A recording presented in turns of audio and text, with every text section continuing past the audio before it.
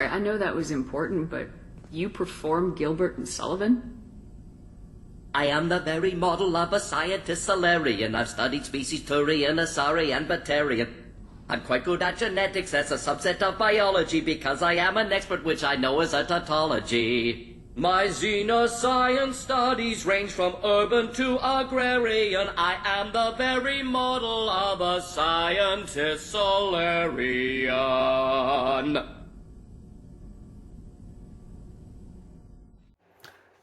Hello everybody, this is my favorite YouTube channel on the Citadel.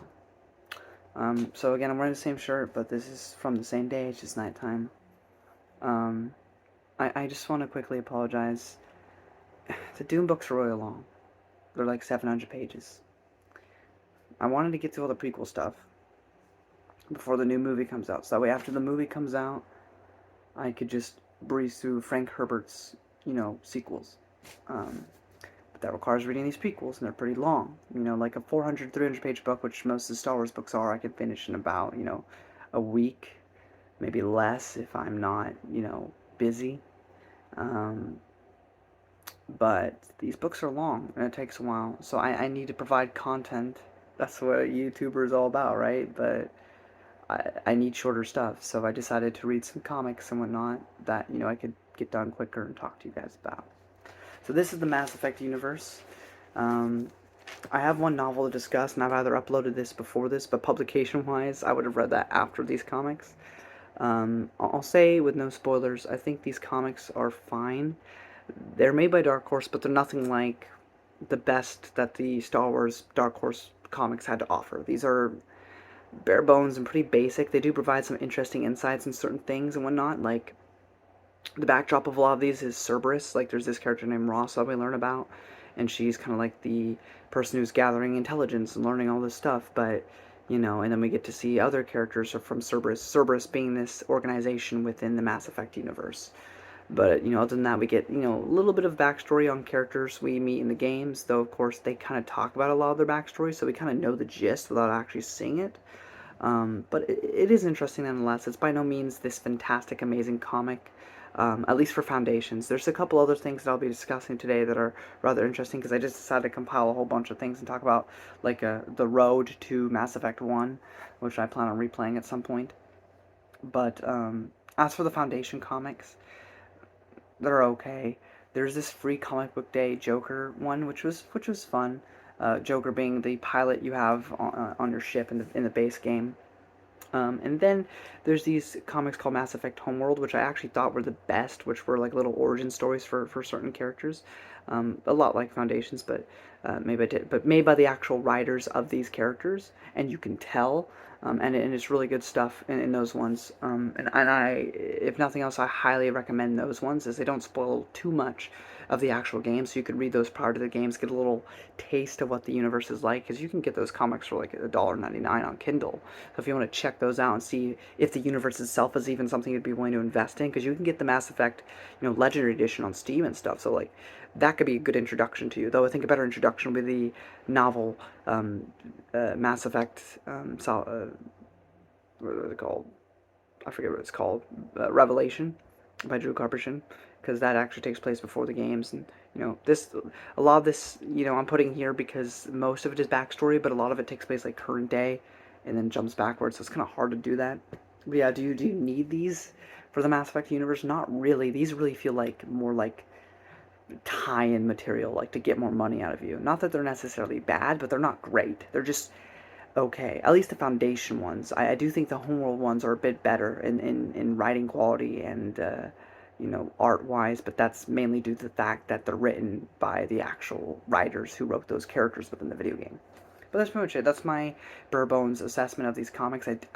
They're fun to read, but you don't need them if you want to get into the Mass Effect universe, which is a rather small universe.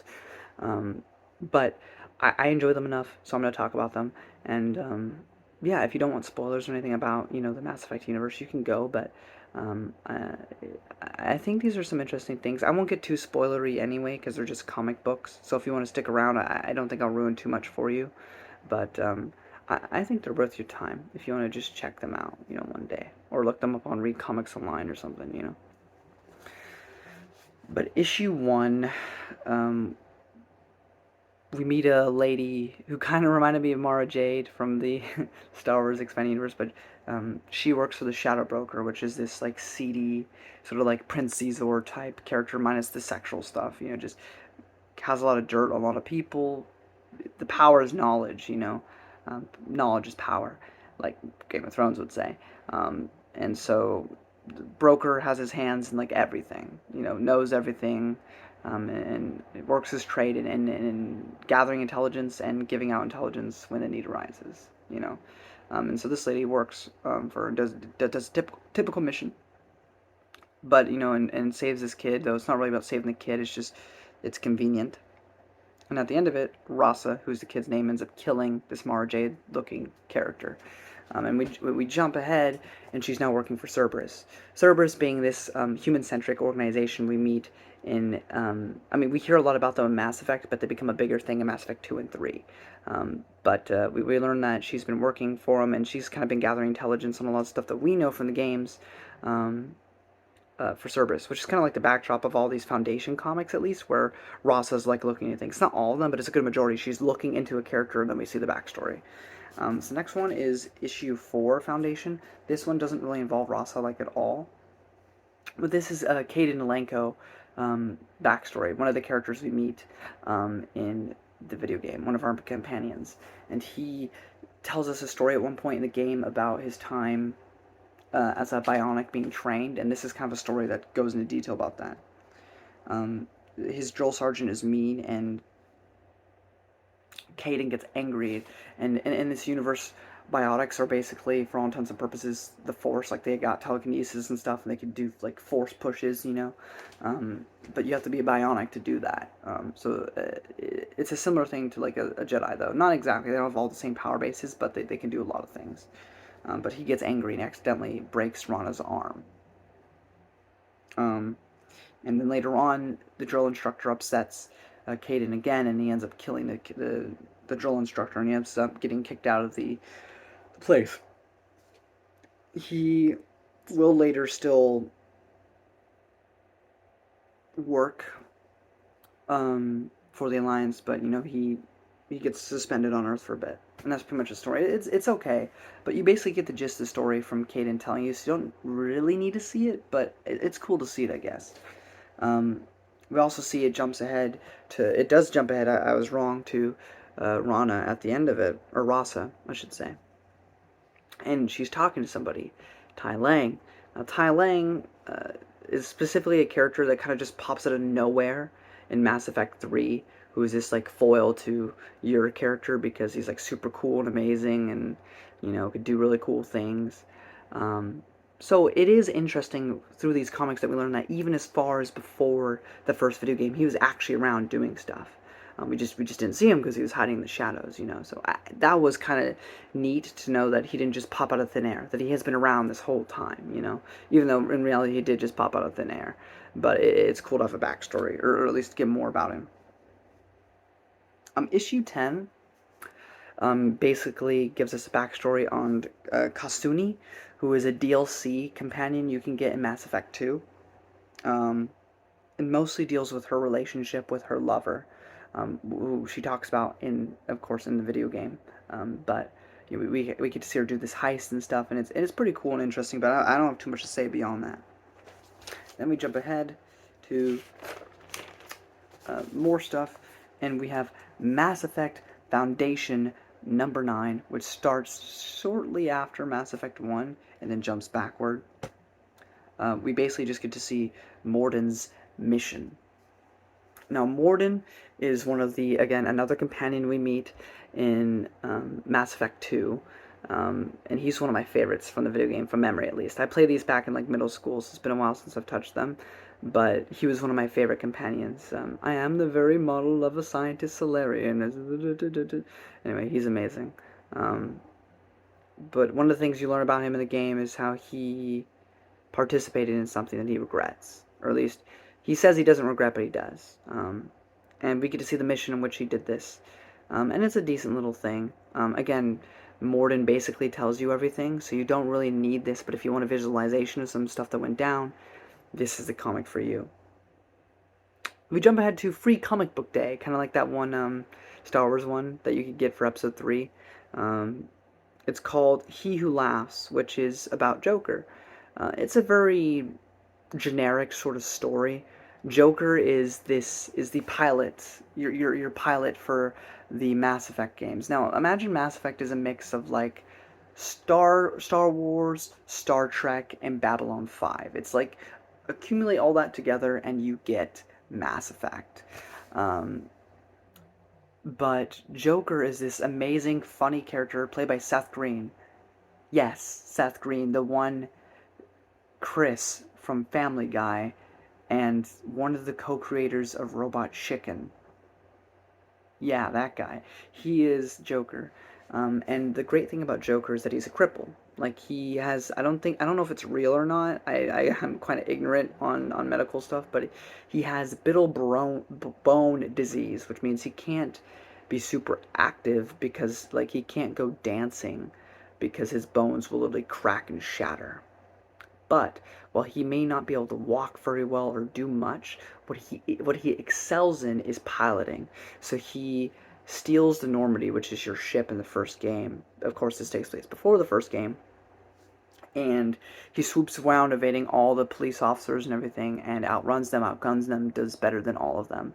And, typically that would get you arrested, but, they go, oh, well, you should be arrested, and you are going to be punished at least a little bit, but we'd be a fool to like let that talent go to waste. So he gets off scot-free, and he is going to be able to be the pilot. It's a very generic sort of story, but it was fun to see. And I mean, it was a free comic, so what do you expect? So for what it is, it was decent. And then we have a different comic series to jump off of Foundation for a little bit, which is Homeworld #1, which starts during 3. So a slight spoiler if you haven't played 3, it shows these things called the Reapers invading planet Earth. What does that mean?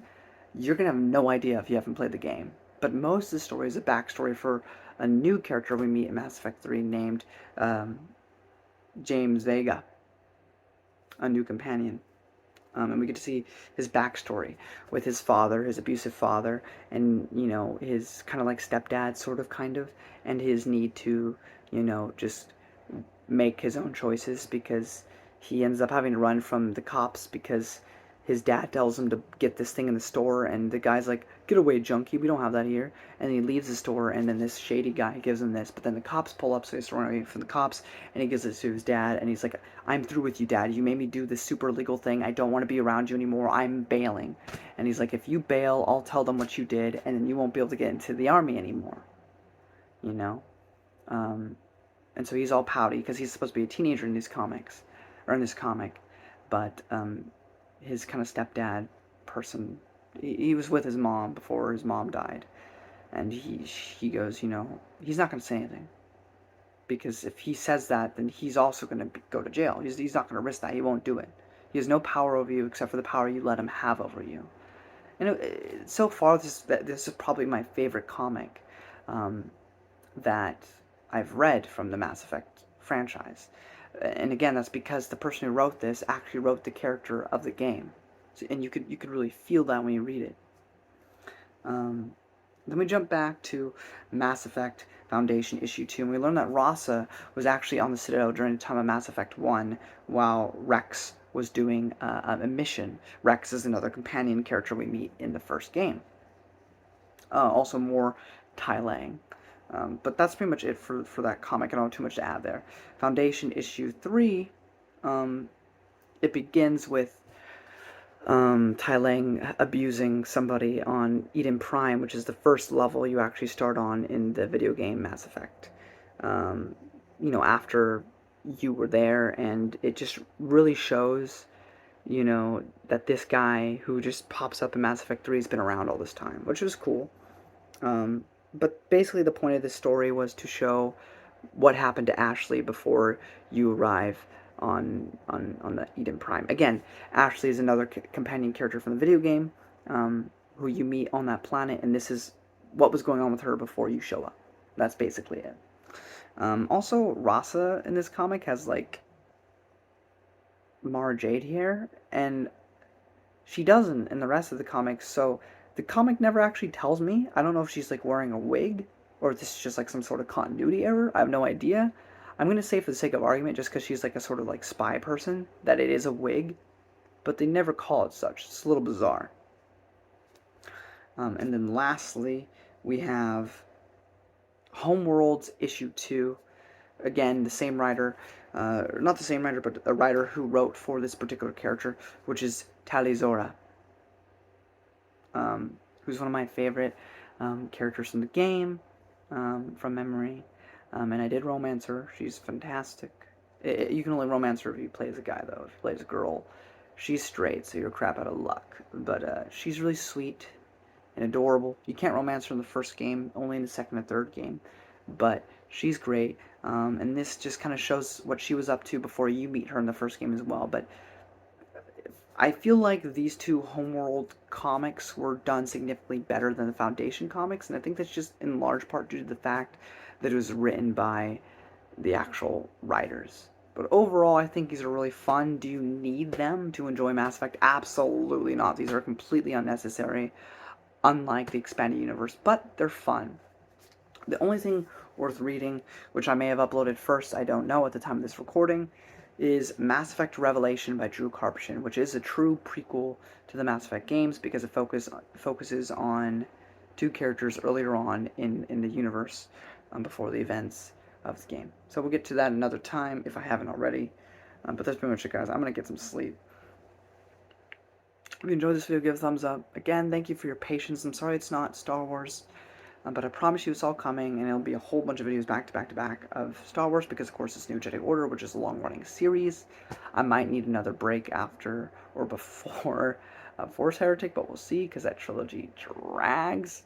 But I promise you, you will have so much Star Wars content, and Legends Con is coming up, so that also will that will take up a lot of space time for what I upload to this channel, so you'll have plenty of Star Wars content moving forward, even if it isn't the NGO reviews. But they'll be coming, I promise. And thank you for sticking around. I know it's not exactly what you came for, but thank you all so much for watching. If you enjoyed this video, give it a thumbs up. Share it a lot. Do not forget to subscribe, and I'll see you in the next video. Bye bye.